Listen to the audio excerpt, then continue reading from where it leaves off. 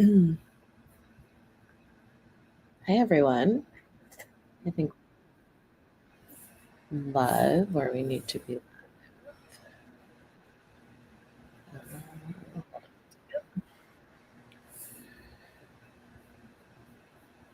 We are. You would think as many times as I could live, I would have this figured out by now, but I don't. Hey, everybody.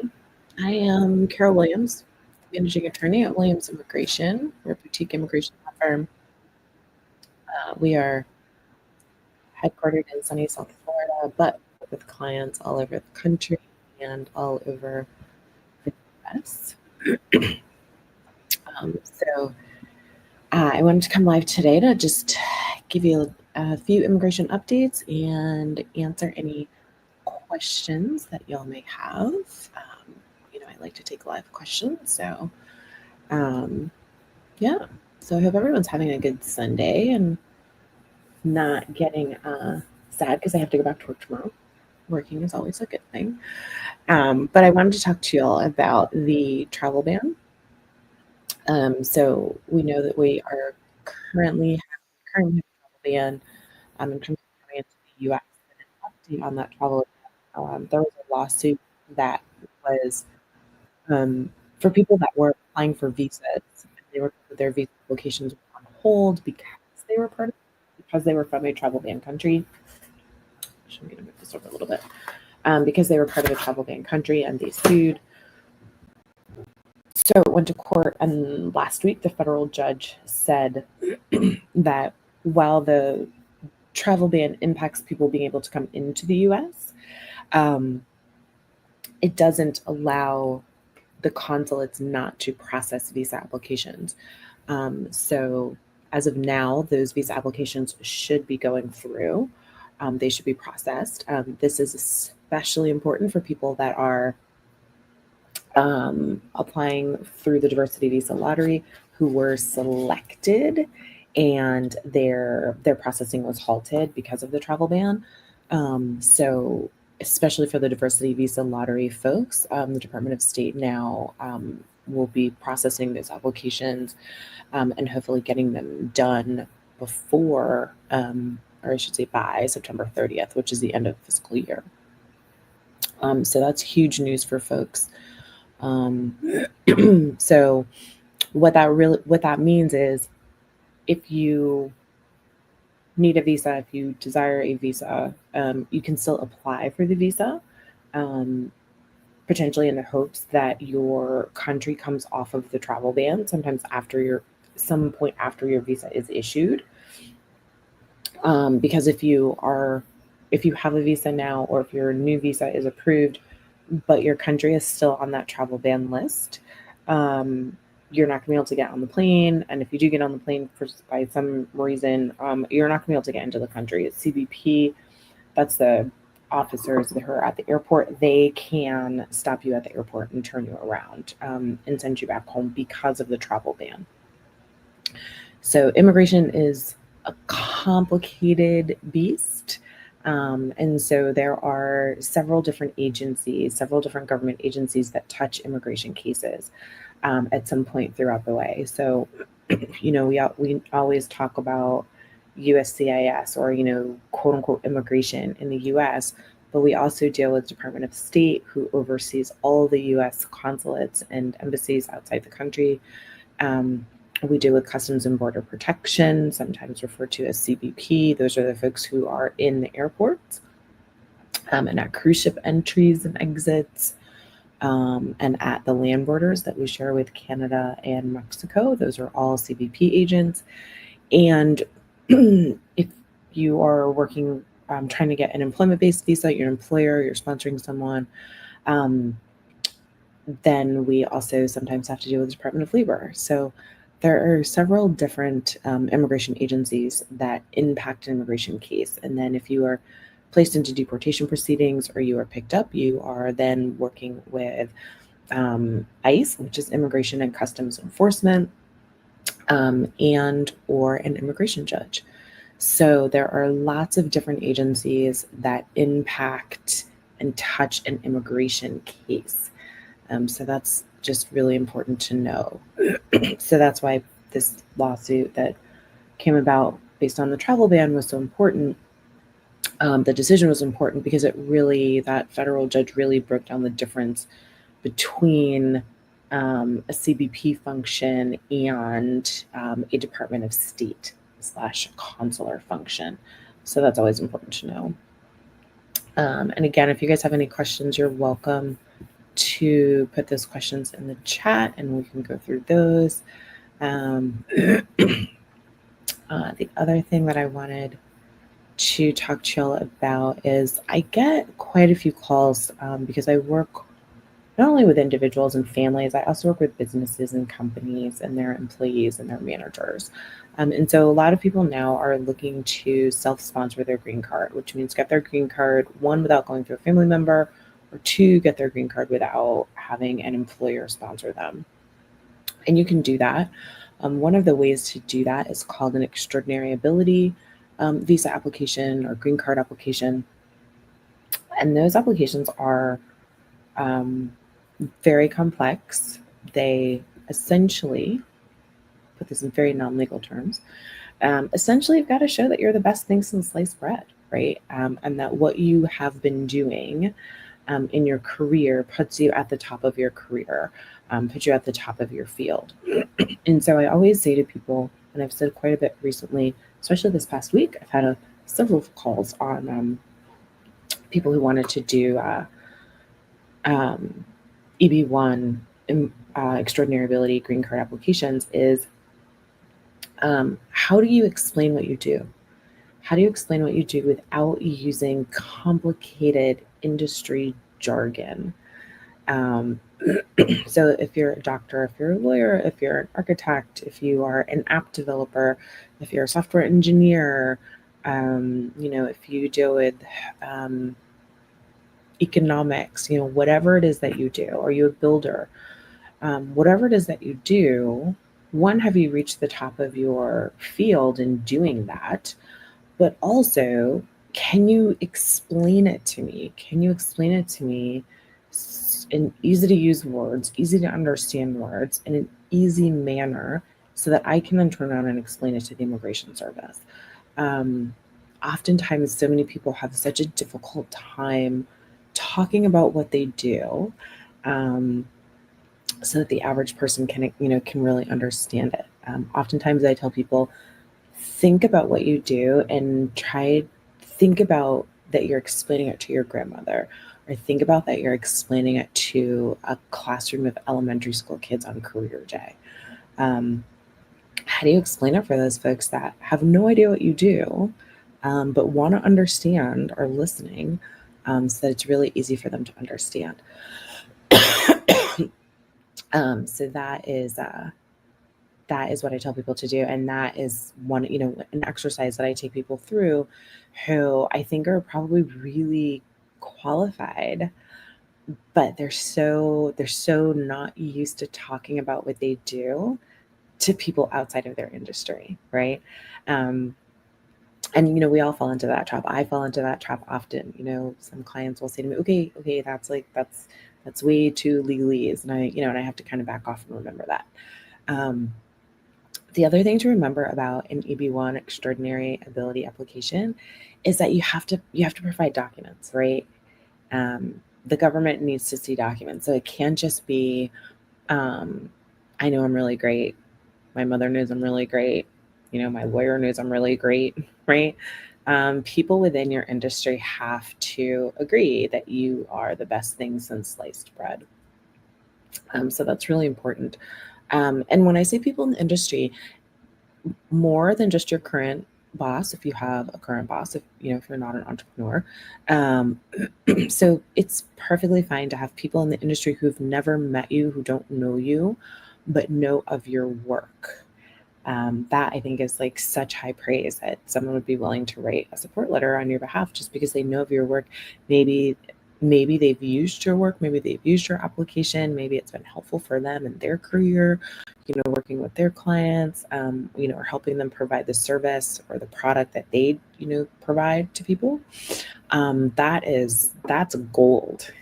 in terms of documentation and evidence. So just sort of keep those things in mind when, if you're thinking about trying to get your green card on your own. Those are things you want to really think about, is that it really hinges on the documents that you can provide, and can you explain what you've done and the importance of it? What are you doing? Who are you helping? How are you serving people? How are you serving your community, your client base? If you're looking to get your own green card without going through a family member or an employer. We also help people that are getting green cards through their family members, right? So, I've heard a lot of people say, "Oh, I'm going to hold off for now. I'm gonna hold off on, and I'm going to wait till the administration changes. I'm going to wait till things get easier."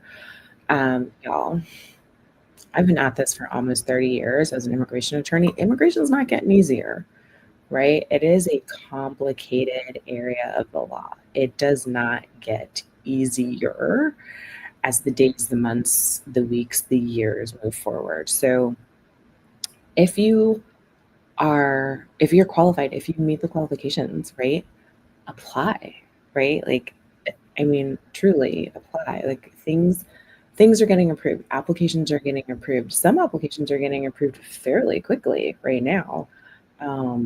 We've had some applications come through in a much faster time. The Immigration Service, for the past several years since COVID ended, has been working to sort through that backlog. And so on some things, they've done an amazing job on that, right? So, if you qualify, if you meet the criteria, then apply, right? Like, talk to a lawyer, reach out to my office. We're happy to help you sort through and guide you through this immigration system. But to keep saying to yourself, "Oh, I'm going to wait till things get better. I'm going to wait till things get easier." It's not going to get easier. Immigration has not gotten easier in almost 30 years that I've been an immigration attorney. It hasn't, right? So, make sure that you're working with someone who really understands the specific area of immigration that you need, and start your cases. Things are getting approved. I know that we don't hear of those things, but cases are in fact getting approved. So just keep that in mind as well.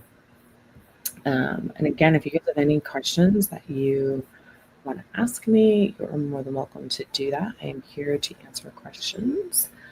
Let me do a little scrolling here. And we are live on TikTok, Instagram, YouTube, and Facebook. So those are places where I like to be online. So you can always find me in one of those places. But generally, when I go live on those particular platforms. But again, if y'all have any questions, let me know, and I'm here to answer. But I definitely wanted to talk about at least those two things. The other thing that we've seen very, very recently, I think this happened last week. I think it was last week. But individuals who are citizens of Gaza there's a complete pause on issuing visitor visas for those individuals. That was announced August 16th. So I think that was last week. But that's only for visitor visas. So if you're from Gaza and you're looking to get a family, you're looking to get a family sponsored green card, or you're looking to get a non-immigrant visa, like an H and L and O, the alphabet soup goes on. You should be able to do that. Those have not been suspended. For right now, it is just the visitor visas for individuals from Gaza that have been suspended. So that was That was also something that I wanted to make sure that y'all knew about. The other thing that y'all should really know about is the the Immigration Service is they have a new policy in place, which was kind of part of the policy during this last administration, is that they're not always going to issue requests for further evidence on family-based cases. That's huge, y'all. That's huge. So it means that if you forget a document that is a required document or a necessary document, if you forget a piece of information, um, they're not going to necessarily ask you for it. They can just deny your application. Um, and while some folks say, "Oh, that's not really a big deal, you can refile," and yes, you can refile. Um, for some people, it will be a big deal because you're gonna have to pay your filing fees all over again. And if you know, so it is kind of a thing. And sometimes it takes them a while to send that application back, so that you know that for sure, either they're going to reject it or they're going to deny it. So sometimes by the time that application hits an officer's desk, for them to even look at it, for you to get any sort of something out of it, whether it's an approval or a request for further evidence, a notice of intent to deny, or a denial notice, that could be months. So you want to make sure that you're working with someone who understands the process and understands what the Immigration Service requires in terms of documents, because that can be hard when you have to refile. Let's see here. So we've got a question. Dalaka, I'm not quite sure if I'm pronouncing that correctly. I apologize if I'm not. If my spouse came to the border and are trying to file a marriage-based green card and we have a child, I sort of don't understand your question. If your spouse comes to the border, so if your spouse is, so I guess let me say this because I'm not exactly sure what you're asking. So one of the great things about the U.S. immigration system is that its goal, it really desires to keep families intact, right? And keep families intact. And yes, there is a hierarchy in which they want to keep families intact. So the highest of that hierarchy is keeping families together where one of those family members is a U.S. citizen. So if you are a U.S. citizen and you apply for your spouse, and your spouse entered the U.S. lawfully, but for some reason they fell out of status, whether they most of the time it's going to be they overstayed, but sort of the reasoning for an overstay, or a zillion and one reasons why someone may enter lawfully and overstay their time. But if you are a U.S. citizen and you are sponsoring someone who entered the U.S. lawfully and simply overstayed their time, all of their time out of status is automatically forgiven, because a U.S. citizen, their U.S. citizen spouse, is applying for their green card for them. So you want to keep that in mind. Where people tend to get into trouble under these particular circumstances is they lie about how long they've been here. They lie about when they entered. They lie about where they entered. They lie about work that they may have done that was without work authorization. So it is not the work, it's not the unauthorized work, it's not the being out of status. In this particular scenario where you have a U.S. citizen sponsoring your green card, it's the lie itself. It's the lie that the agency doesn't like. So you want to, in that scenario, be upfront and honest. And the officers don't, the interviews that I've sat in where that was the case, where it was a U.S. citizen and they were, there for a marriage-based case, their spouse entered lawfully but overstayed, had some time where they worked without authorization. The officers haven't even asked about it. That is sort of, it's part and parcel of the law. So it is the lie that keeps people It's that lie about the unauthorized work. It's a lie about why you stayed without status that really causes the problem.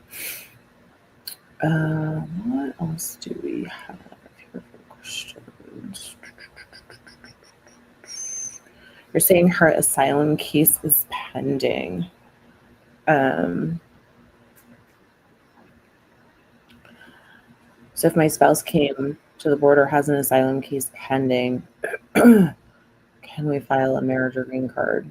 I'd have to kind of know more facts about that, but having an asylum case pending in general does not say that you can't sponsor that person for a green card. I would recommend that you schedule a consultation. We can talk more about that. But in general, no, a pending asylum case doesn't stop someone from doesn't halt the ability for someone to apply for a green card. Somebody over on YouTube has a question. Can an RFE for an affidavit of support on an I-140/45 affect my work authorization proceeding time? So I think the short answer really is no. Typically what happens when, in terms of filing for your green card, is an affidavit of support is a form that is filed so that the Immigration Service can evaluate the financial health of the sponsoring individual to make sure that they have enough money to financially support you, so that you don't then wind up needing or applying for or getting public benefits. So that's what the affidavit of support does.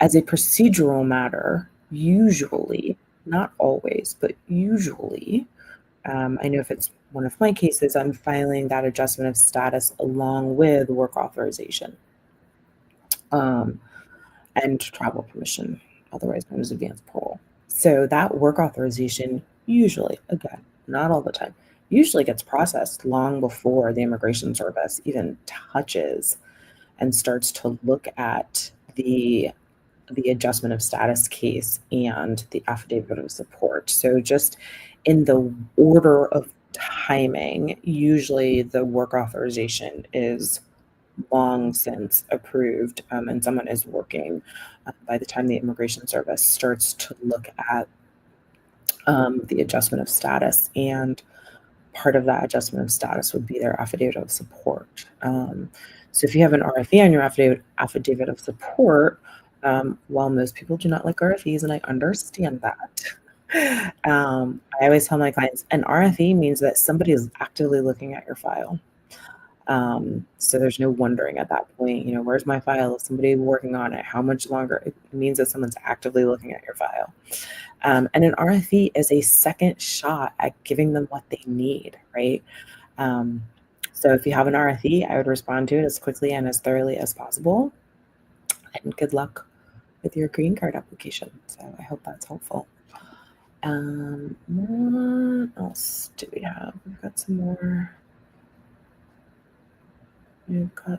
more. Thanks for the likes, guys. I appreciate that.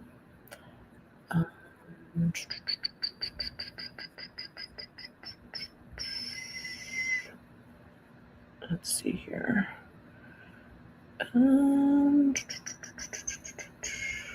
Let's see if you guys have any more questions, I will certainly stick around for a little bit longer. Let me check all of the places. We are again live on TikTok, Instagram, Facebook, and YouTube. So I haven't gone live on a Sunday in a long time. So this is fun to kind of hang out with you guys in the middle. Well, it's the middle of my day anyway. I don't know where you guys are watching from. Let me see here. Any other questions? Dalika, and again, I'm not sure if I'm pronouncing that correctly. You are most welcome. That is helpful. Any other questions that y'all have? I've been working all morning. This is like my first cup of tea, which is huge, but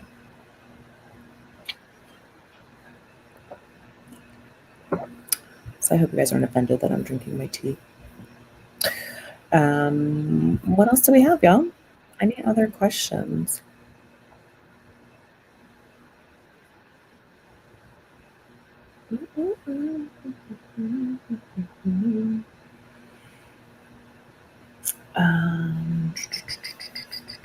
I will stay on for a little bit longer if anybody else comes on and they want to ask me some questions.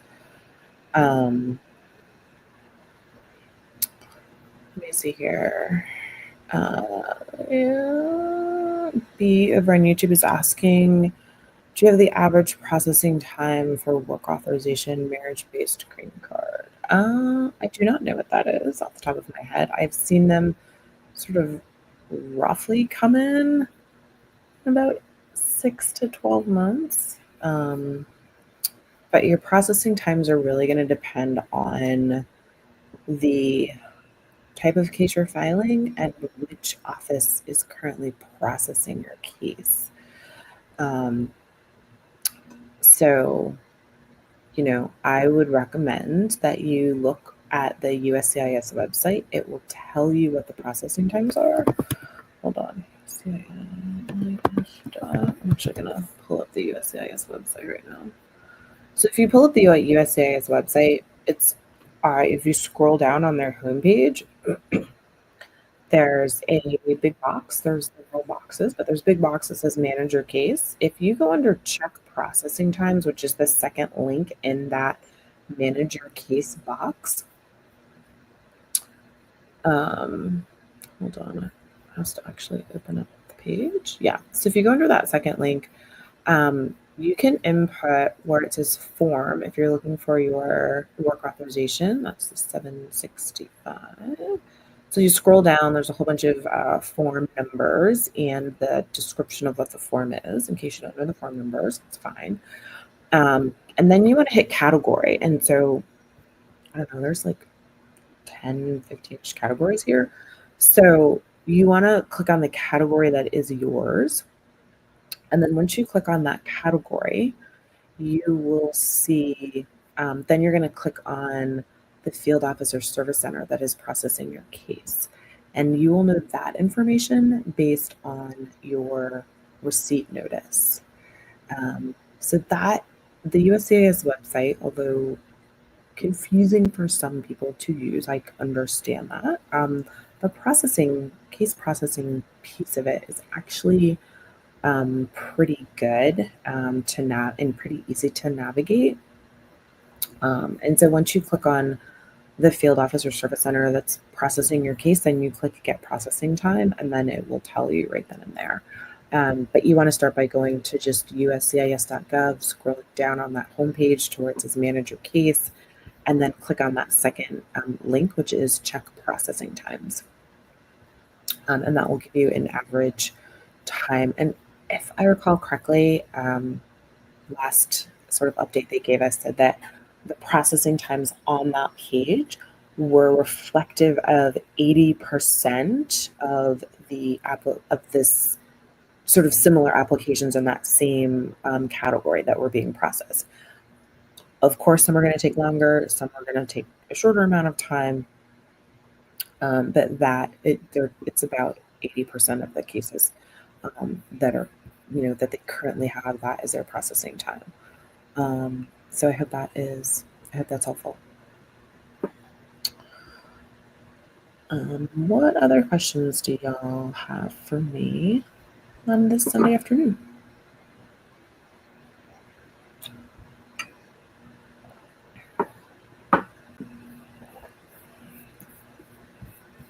Let's see, I got over here.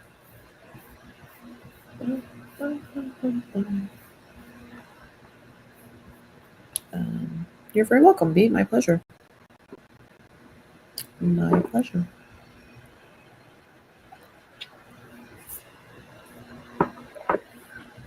Any other questions, my friends? All right, I'm going to give it like another minute. If there are no more questions, then I will log off. Go catch up on a teeny bit of television. But yeah, let me know if you guys have any more questions. And if you want to have a specific conversation with me, you're more than welcome to do that. You can click the link, schedule a consult. More than happy to chat with you. You would actually have your consultation with me as opposed to someone else in my office.